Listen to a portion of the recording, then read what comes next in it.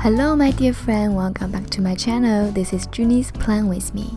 Today I'm going to continue the August bullet journal setup and plan out the rest of the week's spreads.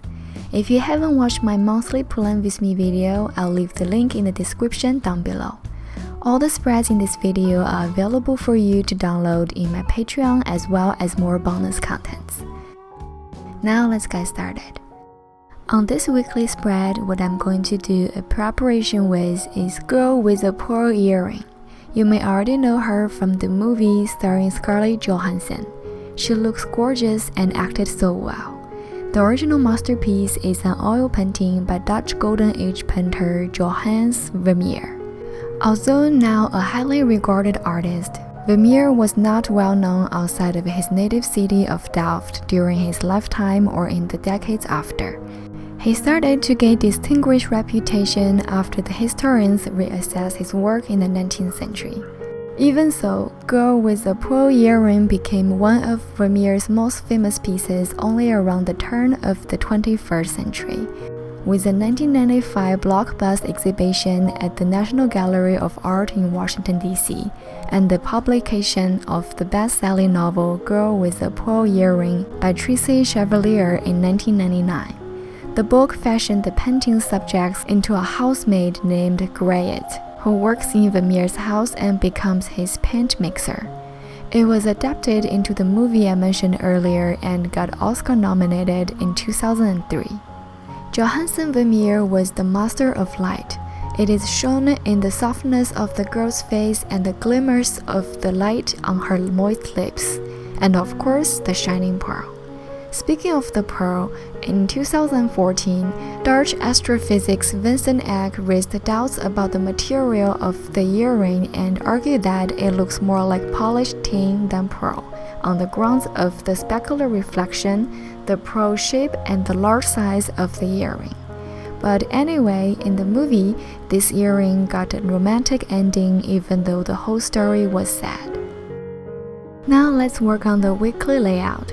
I distributed 7 boxes on the top section of the whole spread for 7 days, and each of them is 10 by 12. Then on the bottom, I draw a double-sized box for note and also as my video process tracker.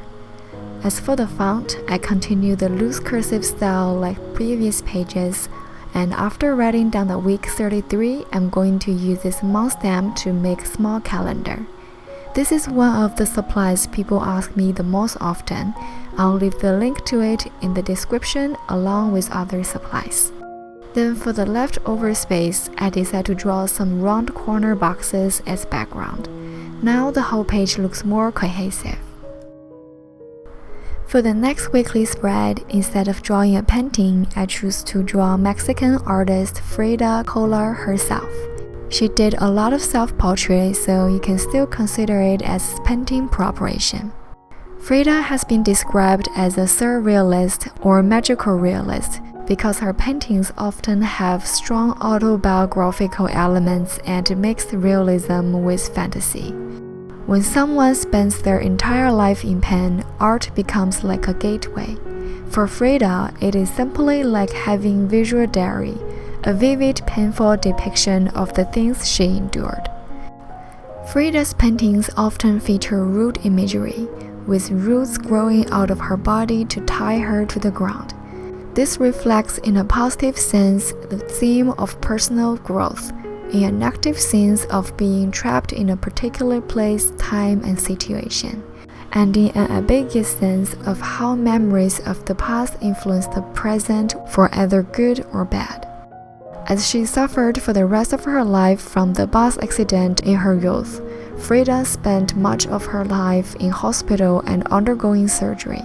Many of her paintings are concerned with medical imagery, which is presented in terms of pain and hurt, featuring her bleeding and displaying her open wounds. Some of the medical paintings, especially dealing with childbirth and miscarriage, having a strong sense of guilt, of a sense of living one's life at the expense of another one who has died so one may live.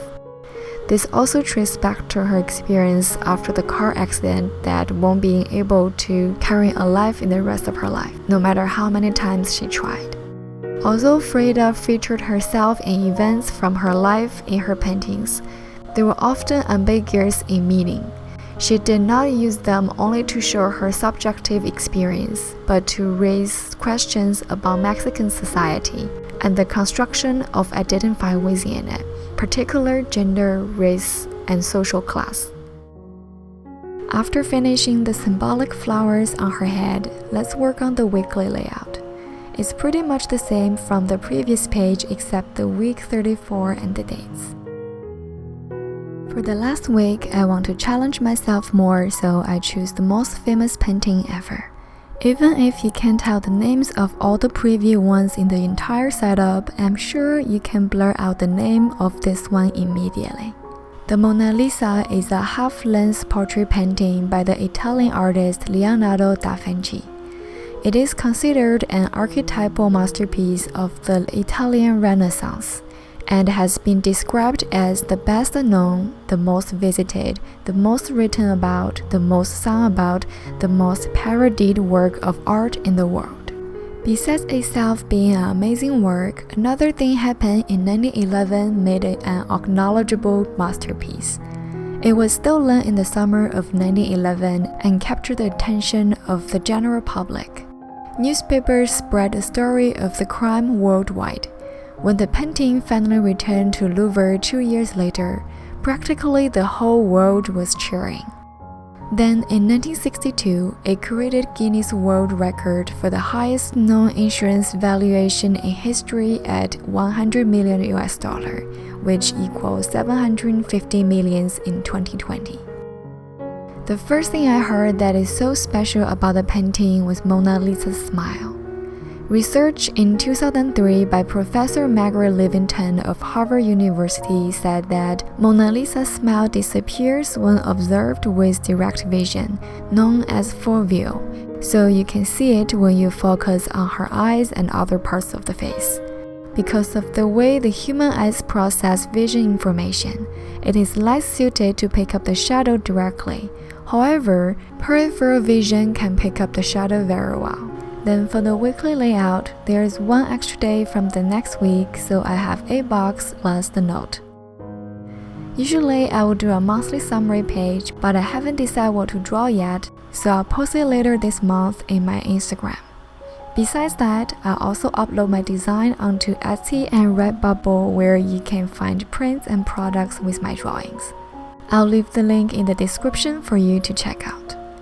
You can also find the digital printout of the spreads in my Patreon community. Now here comes the final flip through. I was so excited when I decided to try this line style appropriation and couldn't wait to share with you guys. I really hope you enjoyed watching this video and didn't get bored. Thank you for watching. I hope you have an amazing August.